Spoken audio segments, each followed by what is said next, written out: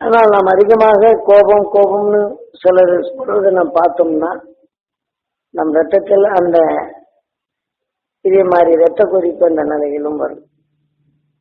அதிகமாக நாம பழகும் போது, ரொம்ப நண்பர்களாக பழகும் போது, பிறர் ரொம்ப அவசப்படும் போது, ஒரு வேதனைப்படும் போது கேட்டாலே இந்த உணர்வு நமக்குள்ள வந்துடும், ரத்தத்தில் கலக்குது. நாம் தொழில் செய்ய இடங்களில யாருக்குள்ளா அதிகமா பழகணும், அவங்க உணர்வு கேட்ட உடனே அந்த உணர்ச்சியை நம் உடலுக்குள் செய்து அவர் வழியிலும் நமக்குள் தீமையான நோய்கள் வருது. இப்படி நமது கண் ஒரு மனிதனை பார்த்தால் அந்த மனிதன் நிலையை பதிவாக்கி விடுகின்றன. நாம் கண்ணோடு சேர்ந்த காந்தப்புலனும் அவர்கள் உடல்ல இருந்து வரக்கூடிய உணர்வினை கலந்து உயிரில் மோதை செய்து உணர்வின் அறிவாக அறிய செய்ய முடிகின்றது. அப்படி அறிந்தாலும் நம்ம ரத்தத்தில் கலந்து விடுகிறது. இப்படி இன்றைய நிலை நாளை இல்லை. இன்றைய காற்று மண்டலத்தில் இன்று ஒரு விதமாக இருக்கும், இன்று இருக்கக்கூடிய நிலை நாளை இல்லை. ஒரு மனித உடலுக்குள் இன்று இருக்கும் நிலை நாளை இல்லை. நாம் இந்த பிரபஞ்சத்தில் இன்று இருக்கும் நிலை நாளை இல்லை. இந்த சூரியனிலேயே இன்று இருக்கும் நிலை நாளை இல்லை. ஏனென்றால் பல நிலைகள் எடுக்கும் போது இப்ப மனிதனால் உருவாக்கப்பட்ட கதிரியக்க பொறிகளை வான்வெளியில் சுழட்டு போகும்போது அதன் ஈர்ப்புக்குள்ளும் சென்று இப்ப எப்படி இங்க அணுகுண்டு வெடித்தோன்னு இதே மாதிரி அந்த உடலுக்கு, ஏன்னா அதுல இருந்து வந்தது தான் எல்லாமே. அதற்குள் சென்ற உடனே மனிதனால் உருவாக்கப்பட்ட கலக்கப்பட்ட அந்த வீரிய கதிரியக்க பொறிகள் சூரியனுக்குள் போன உடனே அதுக்குள் கொடிகளென அதிகமாகி எரிமலைகள் கொண்ட எரிமலை வகுப்பை கக்குது. அதே வேற அதில் அதிகமாக சூரியன் விளைகின்றது. அப்ப அந்த கதிர்வீச்சுகள் அதிகமாக சூரியனிலிருந்து இப்ப வெளிப்பட்டு கொண்டே இருக்கின்றது. ஆக இந்த கதிர்வீச்சுகள் அதிகமாக வெளிப்படும் போது மற்ற கோள்களிலும் இந்த கதிர்வீச்சின் தன்மை அதிகமாக சேரும். ஆக மனிதனால் உருவாக்கப்பட்ட இந்த பிரபஞ்சத்தில் அது சேர்க்கப்படும் போது சூரியனும் கலக்கின்றது, மற்ற எல்லா கோள்களையும் கலக்கும். ஆகவே நமது பிரபஞ்சம் இன்றைய நிலையில் இல்லை. ஆனா அதே சமயத்தில் நம்ம பிரபஞ்சத்தில் உருவாகும் நிலை இது. இந்த நம்ம பிரபஞ்சத்தின் விட்டு வெளியே செல்லும் போது அத நாம 2000 சூரிய குடும்பத்தில் இருக்கிறோம், அதற்கும் கொஞ்சம் கொஞ்சமாக கலக்கும். அதே சமயத்தில் இதே போல சில அந்த ஒவ்வொரு பிரபஞ்சத்திலும் நம்ம விஞ்ஞானத்தை கொண்ட அந்த விஞ்ஞான அறிவு கொண்ட மனிதர்களும் உண்டு. ஏன்னா அங்கிருந்து வரக்கூடிய விஷத்தன்மை அந்த பிரபஞ்சமும் மாறுது. சில நேரங்களில் நீங்க தியானத்தை எடுத்தீங்கன்னா சில மண்டலங்களை வெளிப்படுத்தலாம். ஏன்னா நமக்கு இதெல்லாம் பார்க்கும் அதிசயங்களை காட்டிலும் நமக்கு தேவை ஒரு நட்சத்திரத்தின் உணர்வு தான். இது தெரிய தெரிய உங்க எண்ணங்கள் இந்த பிரபஞ்சத்தில் இந்த 2000 சூரிய குடும்பங்களையும் கூட உணர்வு இயக்குவதை உங்களால் அறிய முடியும். ஏன்னா அதை அறிய வேணும், எண்ணத்தை செலுத்த வேண்டும். ஏன்னா தீமைகள் கலந்தது. நமக்கு தீமை நீக்கிய அந்த துரு நட்சத்திரத்தின் உணர்வு வரும். நமக்குள் போன உடனே ஒரு லைட்டை போட்ட உடனே எப்படி விஷத்தன்மை போறோம்னு அதை அறிய முடிகின்றதோ, இது உணர்வின் தன்மை நாம் வலுப்பெறும் போது தீமையை உணரலாம். ஆனால் அந்த அறிவின் தன்மை வரும். உலகம் எப்படி இருக்குன்னு அறிந்து கொள்ளலாம். ஆனால் அறிந்து கொள்ள வேண்டும் என்ற உணர்வுகளை நாம் செலுத்தவே கூடாது. இது வசிக்க வேண்டும். அதனால் ஒரு மனிதன் நல்லவனா கெட்டவனா என்று உணர்வை செலுத்தி ஆராய்ச்சி பண்றதை விட்டுணும். காரணம் அவன் உடல்ல வரக்கூடிய உணர்வுகள் நமக்குள்ள வரும். அவன் என்ன செய்வான், தப்பு செய்வானா, குற்றவாளியா இருப்பானான்னு என்ன வேண்டும். ஆக நமக்குள் இருக்கும் சக்தி கொண்டு அவன் தெளிந்த மனம் பெற வேண்டும். தெளிவான உணர்வுகள் நமக்கு முன்னாடி பாதுகாப்பா வைத்துக் கொள்ளணும். இல்லைன்னா இந்த உணர்வுகள் அவன் உடல் என்ற உணர்வு தான் வசிஷ்டர் பிரம்மகுரு. ஒன்று அறிய வேண்டும் என்ற ஆசைப்பட்டால் இது கவர்ச்சி என்ற நிலை, அது கவர்கின்ற நிலை. அதற்கு பெயர் தான் வசிஷ்டர் ராமாயணத்தில் தெளிவாக கொடுக்குறாங்க. ஏனென்றால் ஒருத்தருடைய உணர்வை நாம் கவர்ந்து அறிய வேண்டும் என்றால் நாம் அந்த உடல் இருந்து வரக்கூடிய அந்த சமயம் எந்த குணத்தால் அவன் வெளிப்படுகிறானோ அந்த உணர்வை நாம் நுகர நேருகின்றது. நுகர்ந்த உணர்வு உயிரிழப்படுகிறது. அந்த சமயத்தில் இப்படித்தான் செய்கின்றான், இவனுடைய நிலை மோசமானது. இப்ப நீங்கள் சில நேரங்களில் பார்க்கலாம், உங்களுடைய உணர்ச்சி முகங்கள் அந்த உணர்வுத்தக்க முகங்களையும் கண்களையும் அந்த வெளிப்படும் தன்மை பார்க்கலாம். அப்ப என்ன செய்யறாங்கன்னு இதே பழக்கத்தினருக்கும் தெரிஞ்சுக்கிறாங்க. இந்த ஜோசியம் பார்க்குறவங்க ஒருத்தர் முகத்தை பார்த்து சொல்லக்கூடியவங்க எல்லாம் சில பேர் இதை அந்த ஒருத்தரை பற்றி ஆராய்ச்சி பண்ணிக்கிட்டே இருப்பாங்க. அவங்களும் இதே மாதிரி அறியலாம். ஏன்னா அதனால பிரிவு உடல் என்று வரக்கூடிய நாம் கவர்ந்து பார்க்கப்படும் பேர் வசிஷ்டர். நாம கவரக்கூடிய உணர்வுகள் கவர்ந்தது ஆண்பால் ஆகின்றது. ஆக அந்த ஆண்பால் என்ற நிலையை நமக்குள்ள ஆனால் அது உருவாக்கும் தன்மை பெற்று விடுது. அப்ப நம் உடல்ல உருவான வசிஷ்டர் பிரம்மகுரு எக்குணத்தின் தன்மை நமக்குள் கவருகின்றமோ அது அணுவாக இருந்ததுனால பிரம்மம். ஆக எந்த குணத்தின் தன்மை அணுவாகின்றதோ அந்த சக்தி, அதுதான் வசிஷ்டரின் மனைவியார் அருந்ததி. அவர் எந்த சமயத்தில் எந்த குணத்தின் தன்மை அந்த சக்தி இணைந்தே வரும். அப்ப நமக்குள் அணுவாகிவிட்டால் அந்த சக்தியின் தன்மை நமக்கு இயக்கும். இந்ததான் வசிஷ்டர் தர்மகுரு என்று ராமாயணத்தில் இது உணர்வின் இயக்கங்களை பற்றி அதுக்கெல்லாம் காரணத்தை வைக்கின்றார்கள். அதனால் அங்கே அனுப்பிச்சது ராமாயணத்துல தசரத சக்கரவர்த்தி யாரு? நமது உயிர் தான் 10வது நிலை அடையக்கூடிய சக்கரவர்த்தி என்பதனை காரணத்தை வைக்கின்றார். அப்படி தசரத சக்கரவர்த்தி எப்படி இருக்கின்றார்? 4 மேனி அவர் கங்கணம் கட்டவே இல்லை. காரணம், எதையெல்லாம் நுகர்கின்றாரோ, எதை பார்க்க வேண்டும் என்று ஆசைப்படுகின்றாரோ, எதை நாம் பெற வேண்டும் என்று ஆசைப்படுகின்றார்களோ, எதை பெற வேண்டும் என்ற அந்த ஆசைகள் வருகின்றதோ இது வசிஷ்டர் என்ற பொருள். இப்ப நாம் ஒரு பெண்ணை ஆசைப்படுகிற என்ற வசிஷ்டர் இந்த உணவின் தன்மை பெற்றபின் அதன் உணர்ச்சியின் தன்மை வருது. அங்கு எதிர்ப்பான நிலைகளிலிருந்து இந்த உணர்வை நாம் சேர்க்கின்றோம். அப்ப அந்த ஆசையின் தன்மை பெறவில்லை என்றால் அந்த ஆர்வம் தனக்குள் தோணும். இந்த ஆர்வம் தோன்றும் போது அது மேல் ஆசையா இருக்கும்போது இந்த சிந்திக்கும் தன்மையை இழக்கப்படுகின்றது. இந்த உணர்வின் தன்மை அதனுடைய நெகட்டிவாச்சு. இந்த உணர்வின் தன்மை தனக்குள் அந்த உணர்வின் அணுவாக மாறிவிட்டால் இந்த ஆசையின் நோக்கங்கள் அது அதிகமாக அது உருவாக்கி கொண்டே இருக்கும். பின் அதுவே நமக்கு விஷத்தன்மையாக மாறும். ஆக எதை கவர்ந்து கொண்டோமோ அந்த ஆசையின் உணர்வு நமக்குள் வந்துகிட்டு இருக்கும். இப்போ ஒரு பெண்ணை ஆசைப்படுறாங்க, அடுத்த பெண்ணெல்லாம் ஆசைப்பட்டுக்கிட்டு இருப்பான். இதே மாதிரி பெண்கள் ஒன்றை ஆசைப்படுகிறார் என்றால் அந்த உணர்வின் தன்மை ஆய்த்தால் அடுத்து வரும்போதெல்லாம் அந்த உணர்ச்சிகளை தோணும். ஆக இந்த கண்கள் எதன் உணர்வதோ அதை கவரும் சக்தியாக தான் மாறும். ஆகவே நாமும் எப்போதுமே அந்த துருவ நட்சத்திரத்தின் உணர்வு பெற வேண்டும் என்று எண்ணி அது உணர்வின் தன்னால் அடிக்கடி நமக்கு தீமை என்ற உணர்வு வந்தால் நம்முடைய நிலையை அங்கீகரிச்சேன் அது கவர்ந்து கொண்ட உணர்வு நமக்கு இதை மாற்றிக்கொண்டே வரும். இதனால் மனிதன் வாழ்க்கையை எப்படி இருக்கின்றது ராமாயணத்தை நாம் 10வது நிலையை அடையக்கூடிய இது சக்கரவர்த்தி. இப்போ ஒரு நாட்டை ஆள்பவன் ராஜா, ஆனால் பல நாட்டை அடைக்க ஆற்றுவன் இன்னைக்கு பெருக்கான என்ன செய்யறான்? அவன் சக்கரவர்த்தியா இருந்தான். சுக்குநராம சக்கரவர்த்தி என்ற பாட்டம் பயாச்சு. இந்த சக்கரவர்த்தி நிலை என்று இந்த இதுல எந்த அரசுக்கும் எந்த நாட்டுக்கும் இல்லை. ஆனால் பிரிட்டன் ஒண்ணுதான் எல்லா நிலையும் அடக்கி எதிலுமே இவனுடைய வலிமை கொண்டு அந்த வலிமையால் மற்றொன்றை அடிமையாக்கும் தன்மையை பெற்றிருந்தான். இதே மாதிரிதான் நம் உடல் இந்த உயிர் வந்து எல்லாவற்றையும் ஆட்சி புரியும் சக்கரவர்த்தி ஆகின்றது. நாம் பார்த்தவங்க கேட்டவங்க நுகர்ந்தவங்க இதையெல்லாம் இப்போ ஒருத்தரை பார்க்கிறோம், அவனை அடக்க வேண்டும் என்ற உணர்வு. மிருகங்களுக்கு இவை மற்ற உயிரினங்களுக்கு தன் இறை தேட போகும். அப்ப தனக்கு எதிரி வரும்னு தப்பியோட எண்ணம். ஆனா அதே சமயத்துல தாக்க வந்தா அதிலிருந்து தப்பிக்க வேண்டும் என்று எண்ணம். அந்த உடலை காக்கதான் அதை கொண்டு இந்த மனிதனுக்கு மட்டும் ஆசை. இது எப்படி அறிவு பெற வேண்டும், நாம் எல்லாத்துக்கும் உயர்ந்திருக்க வேண்டும் ஆசை இருக்கு. இந்த ஆசையே வளர்த்து போயிடும். நீ செல்வம் எவ்வளவு இருக்கட்டும், இந்த ஆசை மட்டும் அடங்கும்.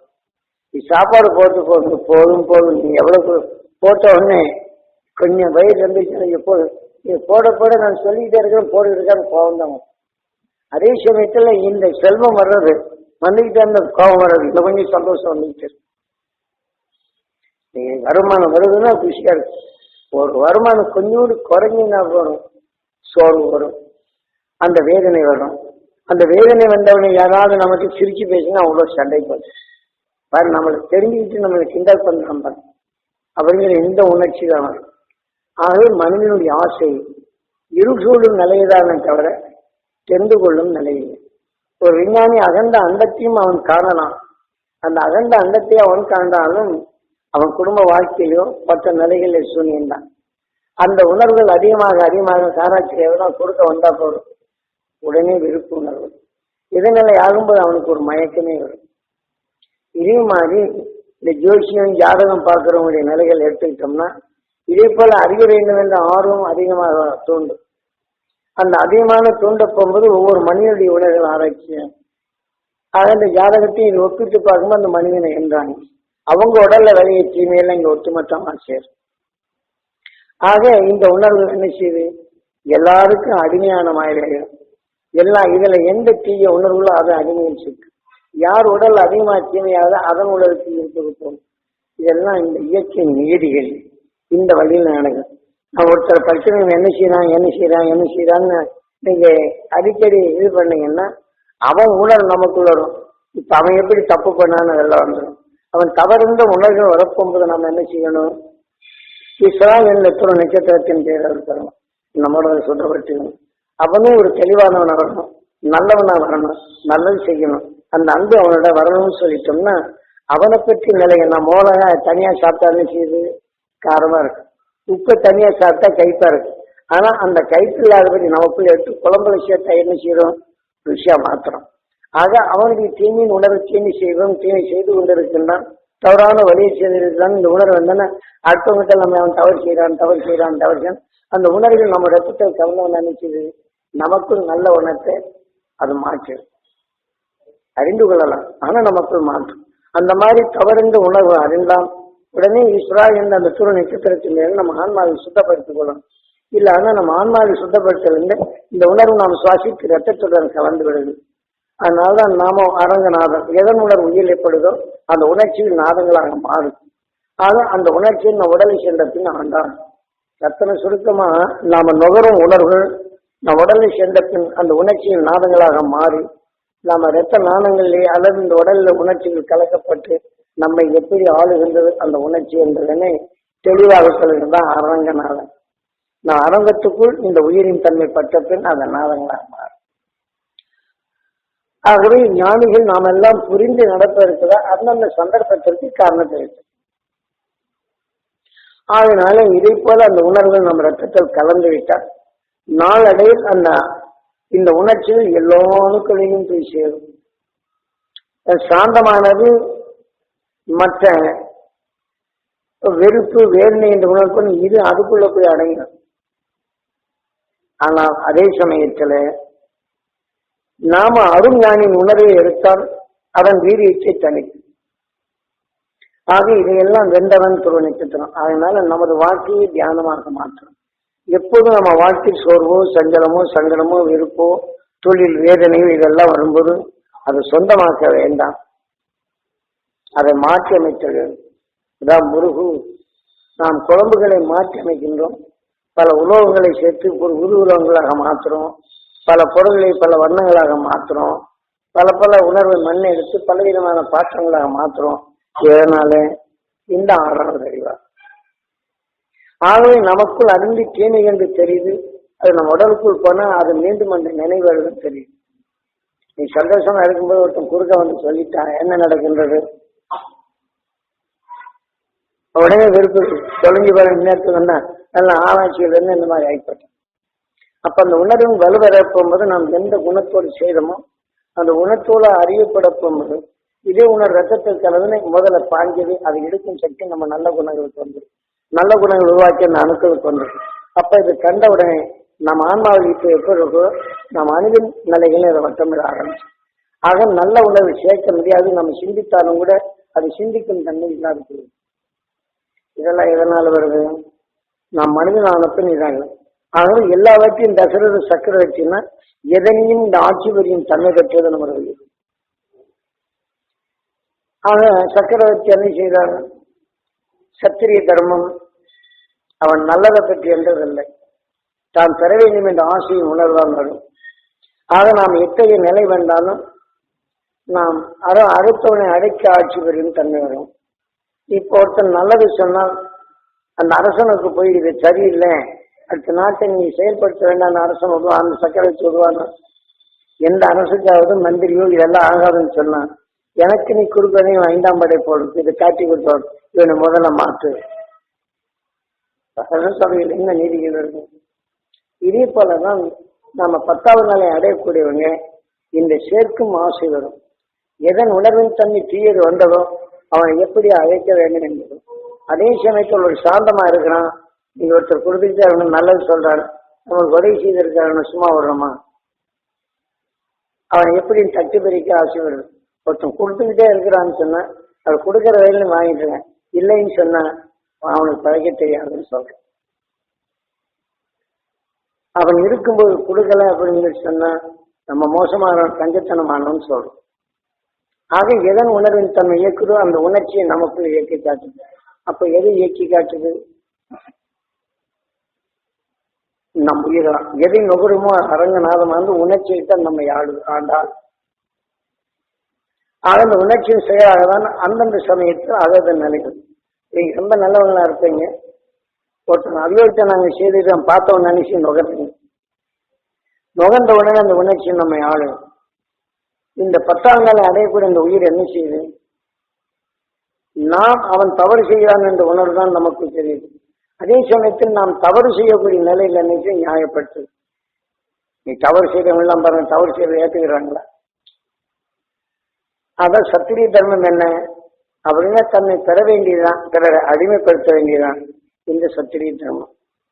சரிவா ராமாயணத்திலும் மற்ற மகாபாரதத்திலும் அந்த சத்திரிய தர்மங்களை பற்றி சொல்லிட்டு இருக்கேன். ஆகவேதான் இதுல அதான் தசரத சக்கரவர்த்தி யாரு? வசிஷ்டர் தான், பிரம்மகுரு. ஆகவே நாம் எதை என்றுமோ கவர்றோமோ அதன் அளவுதான் நமக்குள் அதை உடலாக்குவதும் அதன் சக்தியாக நமக்குள் அணுக்களாகிறதும் இன்றைய நிலை நாளை மாற்றும் நிலை வருகின்றது. இது ராமாயணத்தில் தெளிவாக கொடுக்கிறான். ஆகவே இந்த 10ஆம் நிலை அடையக்கூடிய நினைக்கிறோம் நாம் பல தீமைகளையும் 10 நிலைகளும் இருக்கிறோம். ஆக தனக்கு ஆகவில்லை என்றால் அடக்க வேண்டும் என்று என்றோம். ஆக சாந்தமானவனும் அவனை அடிமைப்படுத்த வேண்டும் என்று என்றோம். வேற ஒன்று எவ்வளவு நல்லவராக இருக்கும், சாந்தமா இருக்கட்டும், அவனை பார்த்து நம்ம கிண்டல் பண்ண வேண்டும். யாரு ஏமாந்துகிட்டு இருக்கிற ஏமாடி என்று நினைக்கணும். அதே சமயத்தில் நம்ம கேட்டு கொடுக்கலைன்னா அவனை எப்படியும் அவனை எல்லாத்துக்கும் கொடுங்க, நம்ம கேட்டவனை கொடுத்தாங்க அப்படின்னு அந்த எதிர்க்கும் உணர்வு தானே. அப்ப இது எது செய்யுது? இந்த உணர்வு. ஆகவே நம்ம உயிர் 10ஆம் நிலை அடையக்கூடிய அந்த நிலை வரப்போகும்போது பலவிதமான நிலைகள். ஏன்னா தீமையிலிருந்து விடுபட வேண்டும் என்ற உணர்வு சேர்த்து சேர்த்து சேர்த்து சேர்த்து அதற்கு தக்க உடலின் அமைப்பாகி இப்படி பல தீமைகளை நீக்கிடும் உணர்வின் சக்தி வெற்றத்தில் தீமையை அகற்றிடும் சக்தி இருந்தாலும் தீமை அவன் நமக்கு கெடுதல் செய்வானா செய்ய மாட்டானா அவன் அறிந்து முன்னெச்சரிக்கையாக நமக்கு இருக்கிறான். இங்க 6வது அறிவின் தன்மை என்ன செய்து சேவல் புரியோனே. ஆக நாளை என்ன நடக்கின்றது என்பது 6வது அறிவால் அறிய தொடங்குகிறோம். ஆக நாளை என்கிற நிலையில் தீமை என்ற நிலையில் வந்த பின் கார்த்திகேயா இப்ப இங்க முருகு மாற்றி அமைக்கக்கூடிய சக்தி. தீமை என்று நெறிந்து கொண்ட பின் அது நமக்குள் தீமை என்ற நிலையில் தான் ஞானம். ஆக அதன் கொண்டு அந்த தீமைகளை நாம் அகற்ற பழக வேண்டும். இல்லை என்றால் நமது உணர்வுகள் நம் முன்னக்குடி காலையில் எந்திரிச்ச ஒண்ணு வருங்க உடல்ல யாரு நம்மளுக்கு தீங்கு செய்தாலும் அதெல்லாம் முன்னேறி வரும். காலையில் எந்திரிச்சோன்னா தொழில நஷ்டமானா இந்த நஷ்டம் என்ற நிலை. இப்ப நம்ம வைத்திய ரீதியிலும் மற்ற நிலையில் வரப்போகும்போது நாம் யாருடன் ராத்திரி பேசணுமோ அல்லது ராத்திரி படுக்க போகும்போது இந்த முன்னாடி வரும். அப்ப அவனுடைய வலுவான நிலையில் ராத்திரிக்கு நாளைக்கு இன்னாரு கொடுக்கணும், இப்படி செய்யணும், நான் கடைக்காரனு கொடுக்கணும், இங்க பயிற்சி வச்சிருக்கணும். ஆக நாளைக்கு இவன் இப்படி கேட்பானே அப்படின்னு முன்னறிவிப்பா நம்ம எழுறோம். அந்த உணர்வு முன்னணி இருந்த ராத்திரி நீங்க தூங்க முடியுதா? தூங்க முடியாது. ஆகவே தூங்க முடியலன்னா எது நிலையான அமைப்பு நமக்கு இப்படியாகவே நாம் என்ன செய்யறவங்க போது பிரிதொரு உணர்வை சொன்ன ராத்திரி கேட்டு சப்பணும். இதையும் மேலெல்லாம் வலிக்கிறது, எப்படியோ பெரிய வலிக்கிறது, எங்கெங்கயோ இழுத்து போகுதுன்னு நினைக்கிறேன். பலருடைய வேதனை என்று உணரும் போது பலருடைய உணர்வுகளும் நமக்கு சிந்திக்கும் ஆற்றல் எடுத்து அதனால அந்த உணர்வுகள் இங்கே வரும். அப்ப என்ன செய்யணும், நம்ம பார்த்துக்கிட்டு இருக்கும்போது ஒவ்வொரு மனிதன் உணர்வு நம்ம ஆன்மாவில் இருக்கு. இது பலவிதமான கலக்கம் வரும்போது என்ன பார்த்தோம்னா ஒரு உருவத்துக்கு கை இருக்காது, கால் இருக்கா, தலை இருக்கும். இந்த நாம 2 படங்களை போட்டு காமிச்சு அனுப்பிச்சுவேன் எது முன்னணியில இருந்தா அதன் வழி தெரியும். இப்படி நம்ம ஆன்மாக்களில் அது அதிகமா இருக்குமா உயிரிழப்பட்டு அறிய செய்யும். நாம் புலனடங்கி தூங்கினாலும் இந்த ஆன்மாவில் இருப்பதுதான் எதன் உணர்வு, அதாவது சந்தோஷமா இருந்தா ஆனந்தமா இருக்கும். இப்ப நீங்க துருவ நட்சத்திரத்தின் பேரவர்களை நீங்க திரையில் நின்று படிச்சு பாருங்க, ராத்திரிக்கு அங்க வானமண்டலத்தை கொண்டு நிறைய சொல்லுங்க. அதே மாதிரி நாளைக்கு ஆசை இதெல்லாம் பெற வேண்டும் என்ற ஆசையோடு இருந்து பாருங்க. இன்னொரு இடத்துக்கு இங்க பண்ணணும் அது பண்ணணும், இங்க மிதக்கிற மாதிரி தெரியும், எங்கேயோ பறந்து போற மாதிரி தெரியும். இந்த உணர்வின் ஆசை அலைகள் அங்கே செல்லும். ஆக எதைப்பட்ட பின் ஆசை அலைகள் அது எழுப்பு நிலை வரப்போகும்போது திடீர்னு மறையும். போற மாதிரி இருக்கும், இந்த உணர்வு இருக்கும். அப்ப நாம இங்க மிதக்கிற மாதிரி இருக்கும். திடீர்னு என்ன செய்யும், எங்கேயோ போகும் பொழுது இந்த உணர்வு விழிப்புணர்ச்சி வரும். எந்திரிச்சு பார்த்தோன்னா உடல்ல பட பட பட பட பட பட பட நடி. ஆக இது எது இயக்குகின்றது? இந்த உணர்வு உணர்ச்சிகள் நம்ம இயக்குது. ஆக நம்ம எண்ணத்தின் வடிவம் ஆன்மாவில் பெருக்கப்படும் போது இந்த ஆன்மாவில் எது நிலையோ அது அதிகமாகும். நாம் பார்த்தது கேட்டது நுகர்ந்தது அனைத்தும் நமது முன்னணி ஆன்மாவா வருகின்றது. நாம குழம்பு வைக்கும்போது உள்ளதான் எல்லாம் கலந்திருக்கின்றது. அந்த குழம்புக்குள் கலந்திருந்தால் உப்பு அதிகமான அந்த சுவைதான் முன்னணியில் கொண்டிருக்கின்றது. காரத்தை அதிகமான அதுதான் முன்னணியில் கொண்டிருக்கின்றது. இதே போலதான் நம்ம ஆன்மாவில் எதன் வலுவின் தன்மையோ நான் நுகர்ந்து உணர்வின் தன்மை போடும்போது அந்த உணர்ச்சியின் தன்மை பெறுகின்றது. எனக்கு கெட்ட சொப்பனம் வந்தது அப்படின்னு நினைப்பாங்க. சில நேரங்கள்ல எனக்கு இறந்தவங்கள வந்துகிட்டே இருக்கிறாங்க அப்படின்னு சொல்லுவாங்க. இவங்க எல்லா வகையிலும் தன்னுடைய நிலைகளை கேட்டிருப்பாங்க. இந்த உணர்வுடைய நிலைகள் ரொம்ப ஆர்வமா அதை கேட்டிருப்பாங்க. இந்த உணர்வின் பதிவு இந்த உடல்ல அந்த இருக்கு, அந்த வித்தெல்லாம் ஓடி அந்த வித்தெல்லாம் ஓடிருந்தா அவங்க உடல்ல அந்த உணர்வு அதிகமானப்பும் இங்க வரும். நாம இங்க சாயங்காலம் சிலருடைய பேசிக்கிட்டு இருக்கும்போது அவங்களெல்லாம் பழமையானவர்கள் பேசிக்கிட்டு இருந்தேன். அந்த உணர்வின் தன்மை நமக்குள் வந்து அவங்கள நாம் அறியக்கூடிய செத்தவங்க வந்தாங்க, அவங்க எந்த காலத்துல வந்தாங்க இந்த உருவம் தெரியும். இப்ப நாம என்ன நினைக்கிறோம், அவங்க உடல்ல விளைந்தது அவங்க உணர்வின் தன்மையை இந்த நிலையில வரப்படும் போது நமக்கு என்ன நடக்கும்? அதே போல பதட்டமும் பயமும் நாளை என்ன ஆகுமோ அவங்க இறந்த இந்த பய உணர்வுகள் நிச்சயமா வரும். அப்ப அந்த மாதிரி நிச்சயமா வரும்னா அந்த ஆன்மாவை சுத்தப்படுத்துறது எந்த வழி? ஆமா, அந்த மாதிரி வருதுனாலும் ராத்திரியில் வரப்போகும்போது விழிப்படும். அப்ப பதட்டம் வரும். அப்ப பதட்டம் வரும்போது நம்முடைய நினைவு எங்க இருக்கணும்? இஸ்ரான்னு சொல்லி அந்த துரு நட்சத்திரத்தின் தேர்தல் இருக்கிறோம். ரேடியோ டிவி அலைகள்ல எந்த ஸ்டேஷன் வைக்கிறோமோ அந்த அளவரிசை தான் இருக்கும். ஆக அதற்கு என்ன இருக்கின்றது? ஆண்டினா இருக்கின்றது, ஏரியில் இருக்கின்றது. நமக்கு ஆண்டினாவும் ஏரின்னு நமக்கு கண்ணுதான். கண்ணால் கவர்ந்து அந்த உயிருக்குள் நுகர்ந்து உணவின் தன்மை அறிகின்றது. ஆனா கருவை ருக்மணி பரிவாரணத்தில் இந்த நினைவு வந்த பின் கண் வழிதான் இவன் ஒருத்தனை கெட்டவனை நாம் பார்க்கிறோம். அந்த ஊழ்வினை என்ற வித்தாக நமக்கு பதிவாக்கி விடுகிறது. அப்ப அவன் நினைப்பு வரும்போது இந்த கண் வழிதான் அவன் செய்த உணர்வெல்லாம் இங்க வருது. அப்ப அதை வழி கவர்ந்து நுகர செய்யுது. அப்ப அவன் மேல நம்மளுக்கு வெறுப்பு வேதனை நம்மளுக்கு இப்படி செய்தான். ஒரு தீயவனுடைய உணர்வு செய்யும்போது அது என்ன வரும்போது நமக்கு பதற்றம் வரும். ரோட்ல இன்னொருத்தவனை தாக்குறான், அந்த உணர்வின் தன்மை பதிவாக்குது. ஆனா அந்த பரிவான உணர்வு என்ன செய்யுது? நமக்குள்ள அந்த பதட்ட பயங்கள் ராத்திரில பார்த்த உடனே ஏன் எதற்காக நம்ம பதட்டப்படுறோம். இதே மாதிரி நாம ஒருத்தர் கடன் கொடுக்கணும், நாளைக்கு வந்து கேட்பானே ஏதாவது நம்மளை கேவலமா பேசிட்டா என்னங்கிற இந்த உணர்வு எடுக்கிறோம். இந்த ஆன்மாவில் முன்னணியில் இருக்கு. அப்ப நாமோ அவனுடைய நினைவு வராது. அவன் நம்மளை பேசுவான் என்ற உணர்ச்சிகளோடு சேர்த்து இனம் புரியாத போய் ராத்திரில் பார்த்துட்டு இருந்தார். ராத்திரி தூக்கமறையில ஏன் எதுக்குன்னு தெரியாது. ஏன்னா இந்த உணர்வுக்கள் அந்த நான்மாவில் இருக்கப்படும்போது இறுதியும் முன்னிலிருந்து இந்த உணர்ச்சிகளை நம்ம தோன்றும். இந்த மாதிரி நாம பார்த்தது கேட்டது அனைத்து நமக்கு யூவினை என்ற பரிவானத்தில் எதன் கண்வெடிப்பொறி பதிவானதோ அதன் உணர்ச்சி நினைவாற்றல் அதிகமாக இந்த ஆன்மால் வருது. இந்த ஆன்மால் வந்தோடனே இதே உணர்ச்சிகள் என்ன செய்யுது? நான் சுவாசிக்கும் உணர்வுகளை படப்பட்டு எதன் வேண்டுவோம் அது வீரியமா மாறும். எப்படியும் ராத்திரி நாம சுவாசித்துதான் ஆகணும். ஆக இந்த பிராணாயாமம் சொல்றோம். இதுல எதன் அழுத்தம் அதிகமாகின்றோ அதன் உணர்வின் இயக்கம் அந்த கெட்ட அணுக்கள் நமக்குள் வளர்ந்து கொண்டிருக்கிறது. அடிக்கடி இந்த உணர்வு வளர்ந்து விட்டால் நமக்குள் என்ன செய்யுது? பதட்டமும் பயம் வந்து சிந்திக்கும் தன்னை அதை இழந்து கொண்டே வரும். அப்ப நம்மளை அறியாமல் சிந்திக்கும் தன்னை இழக்கப்படுவது பயத்தின் உணர்ச்சி அதிகமாகும். அந்த பயத்தின் உணர்ச்சி ஆகும்போது வேகமாகவே அந்த தீமையின் உணர்வை நமக்கு அந்த ரத்தத்தில் கலக்கும் தன்மை. அந்த ரத்தத்தில் கலந்து விட்டால் நம்ம ஏதாவது எண்ணத்தில் செய்தா என்ன ஆகுமோ ஏதாகுமோ என்ற இந்த பயத்தாளர்கள் வரும். இது எல்லாம் மந்தானும் நிகழ்ச்சி கூறினர். இதையெல்லாம் ஆட்சி புரிகிறாரு தசரத சக்கரவர்த்தி. அவன் காமப்பேர் எப்படி வைத்து நமக்கு அடைந்தார். நாம் எத்தனையோ கோடி சரீரங்களை கடந்தது எத்தனையோ விதமான உணர்வு நமக்குள் அனுப்புன்னு 10வது நிலை அடையக்கூடிய இந்த சக்தி. அதனால இந்த சக்கரவர்த்தி என்று இந்த நிலையில் இருக்கு. இந்த உணர்வின் தன்மை கொண்டு ராவணன் என்ன செய்யறான்? அது 10வது நிலையிடணும். தசப்பிரியன் அப்படின்னு ராவணனுக்கு தசப்பிரியன். அதாவது 10வது நிலை எந்த நிலையும் இவனுக்குள் இந்த உடலை நீச்சி கொண்டது பிரியனாகின்றான். இந்த உடல் ஆகப்படும் எதன் உணர்வோ அதன் வழிகொண்டு அவன் தீமைகளை அடக்கி ஆட்சி புரியும் அந்த சக்தியை கொள்கின்றான். நான் 10வது நிலை அடையக்கூடிய உயிர், 10வது நிலை அடையக்கூடிய இந்த உடல். ஆனால் தசப்பிரியன் என்று எண்ணும்போது என்ன செய்யறான்?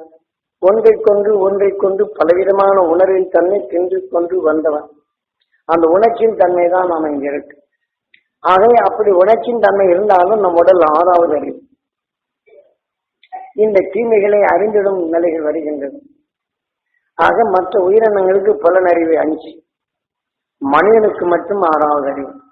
தீமை என்ற நிலைகள் வந்த பின் தீமையை அகற்றக்கூடிய சக்தி. காரணம், நாம் நுகர்ந்த உணவு அல்லது உணவுக்கு சேர்ந்த நஞ்சினை மலமாக மாற்றும். ஆக இந்த உணர்வின் தன்மை நஞ்சு என்று தெரிந்தால் அதை நீக்கி பழகும். ஆனா மற்ற உயிரினங்கள் நிச்சயம் மோந்து பார்க்கும். தனக்கு ஆகலை என்றால் நகர்ந்துக்கிறது. மனிதனானவன் நஞ்சு என்று தெரிந்தால் விடுறமா?